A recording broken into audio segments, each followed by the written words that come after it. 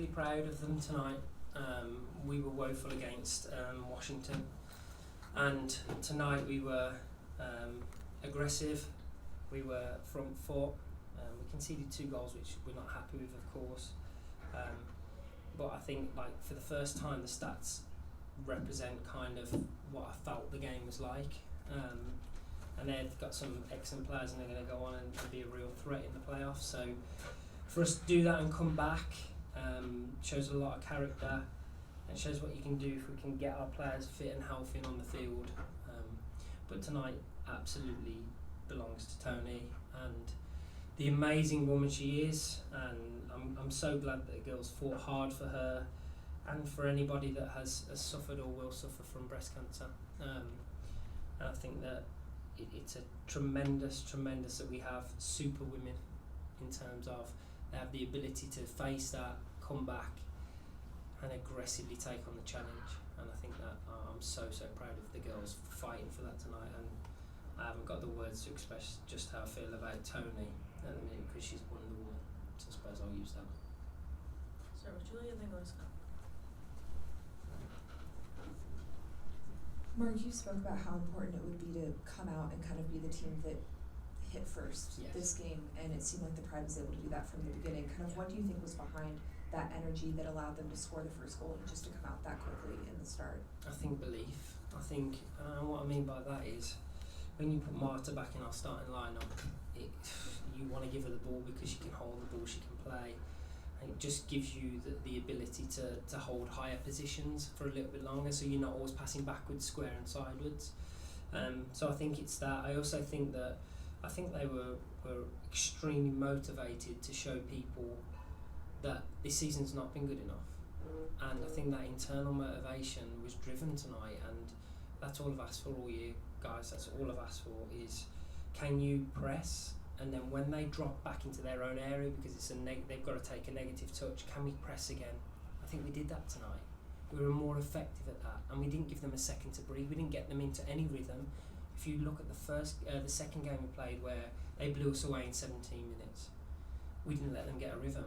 And I'm so pleased with how that we did that. I think those are the keys to this, the belief that they could do it, and that's all I've ever asked for all season. Looking back at this season as a whole, it's obviously a little, let's say, stressful. But has there been one moment throughout the whole year that kind of brings a smile to your face that you're most happy about? You know, that's a really good question. I don't know if I've got I think when I reflect at the end of the season, I'm sure there'll be a lot of things that we'll learn from, and there'll be good things that to have.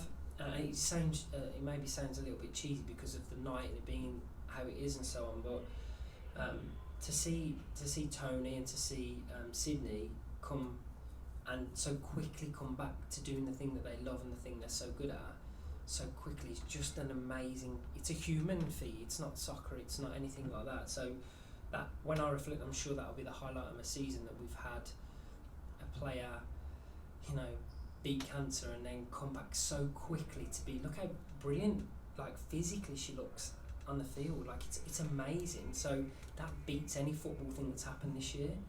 And I don't care if it sounds cheesy, but that's probably will be my standout moment.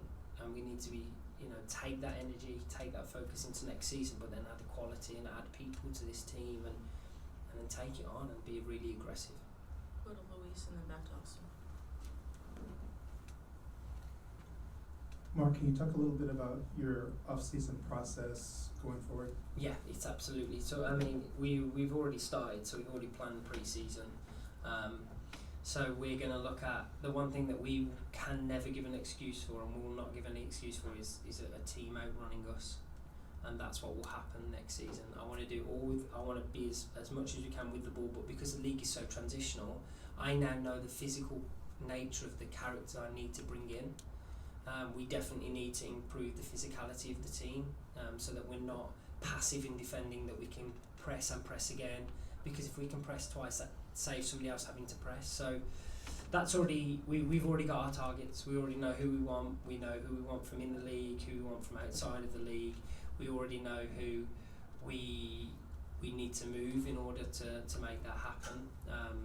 And obviously we won't discuss those yet because other teams use that as as a prod to kind of use it for themselves. So I think that's what we've learned, and I'm going to make sure that we build a team-like machine. That has to happen. We can be technically beautiful, you can be tactically beautiful, but if you can't run and you can't physically affect this league, you won't be effective in this league. And I think we have to marry both, and if we do that, I think we'll be successful. Awesome. And that's what we judged on. That's what I'll be judged on. Judged on getting that team, and if I can get that team, we'll be successful. Mark, just looking back at the season as a whole, from the ups to the downs and just everything in between, for you as a coach and from a coaching standpoint, what would you say the biggest takeaway for you in your first year in the league would be? I think the biggest thing for me is that as a character, I think I've learned how resilient I can be. I've quite rightly faced a lot of flack for the position that the team will be in this year because I'm the manager and that's my job, and I'll take the flack for that 100%. If we sit back for a second and understand the game and understand what we were left, the legacy that we were left, and how long it takes. It doesn't take one season, 24 games to turn that around. To change a culture, it needs an injection of different bits of recipe. And I think that for me, I think I've learned that about me as a person, that I can be resilient because there's been so many low times this year. I felt every goal. I've never conceded this many goals in we never conceded in 2-3 seasons. So we have to fix that. I think I've learned that. But what I've also learned is that the difference between this league and the FAWSL is that these are women. These are strong women. And I think they have them in the FAWSL, and I think they will continue to grow that. But it's already here. And guys, if I was going to preach one thing, is look after this league, because this is the best league in the world. This is the most competitive league in the world. And I think it needs to be looked after so that we don't lose our best players across, to Europe, to wherever it may be. And I think things need to be done in order to keep your best players in this country, because it is by far the best experience, the best fan experience. And I hope with everything I have that we keep that, because what a wonderful spectacle it can be. And I think that's what I'd love to see from this season and moving forwards. That the NWSL will be the beacon for every league in the whole wide world. Julia, let's go. There's obviously been a lot of talk about next season for many games now. How did tonight in particular make you feel about next season and kind of where you think this team can go? I think what tonight showed that if we let the brakes off a little bit, in terms of mental breaks, in terms of stop fearing what's going to happen and make something happen. That's so you can't. I think I've said this a few times.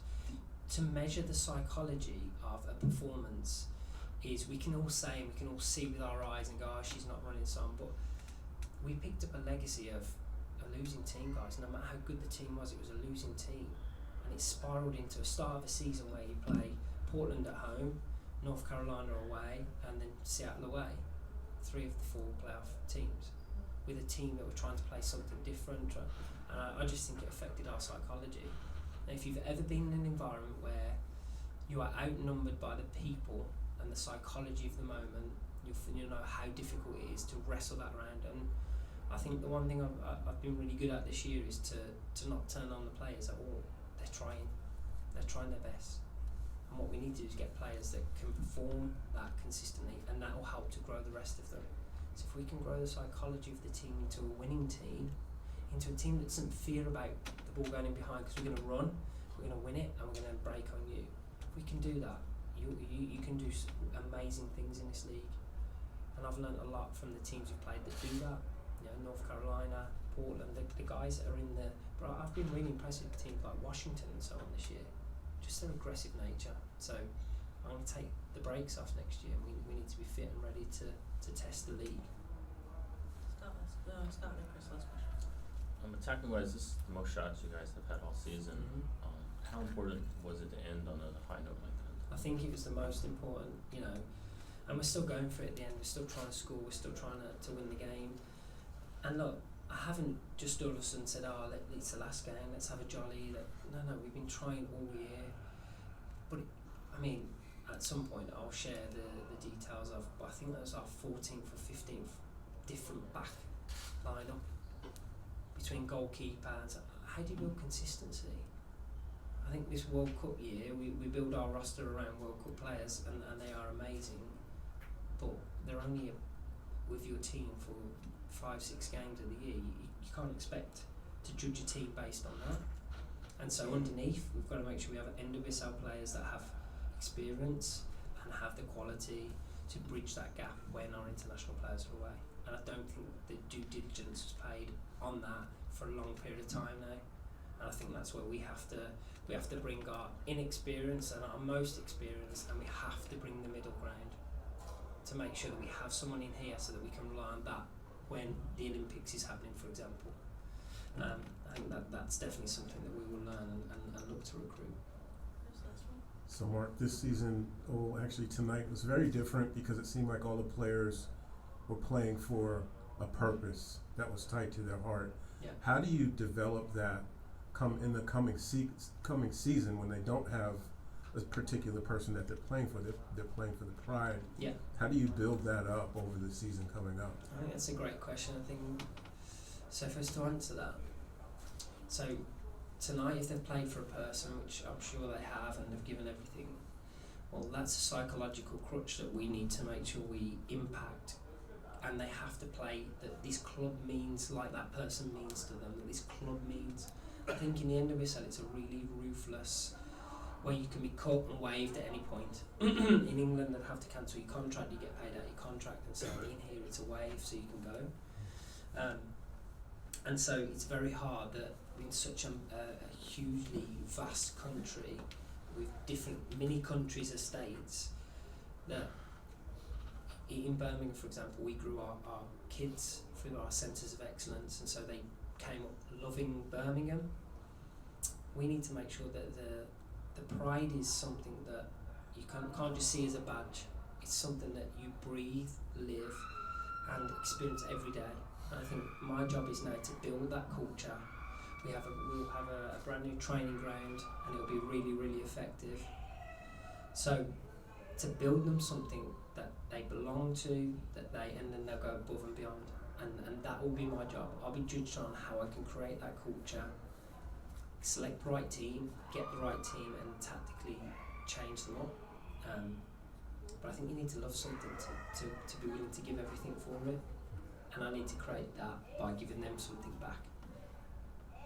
Thank you, Mark.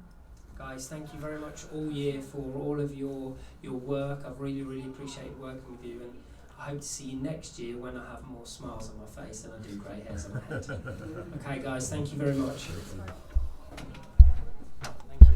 Thank you very much. All season, thank you. Thank you very much. Really appreciate it. It was made by Chris Labno.